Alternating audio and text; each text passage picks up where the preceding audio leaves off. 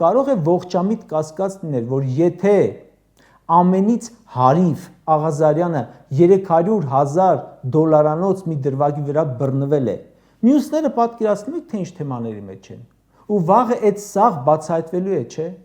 Այս դրվագները դեռ բացահայտում են մամուլը, բլոգերները, ընդդիմադիրները ու ոչ մի արդյունք, թքած, կպցրած մանկապարտեզների շարք են սկսել ընդդիմադիրները, Շենգավիթում, Նոր-Նորքում, բացահայտում են, որ 100 միլիոնավոր դրամներ են մսխվել ու կառուցվել են անորակ շենքեր, ու փոխանակ բացատրություն տան, գոնե արդարանան, 10 հոգով հարձակվում են բացահայտողների վրա, թե դուք ով եղաք, որ մեր կոռուպցիան բացահայտեք, որ պետք լիներ, Նիկոլը կբացահայտեր, Նիկոլն էլ որ դպրոց այցելում էր, կախիճը մնում էր ձեռքը, ուրեմն պետք էր, որ գնում էր, որ պետք լիներ, այդ մանկապարտեզներ կգնար։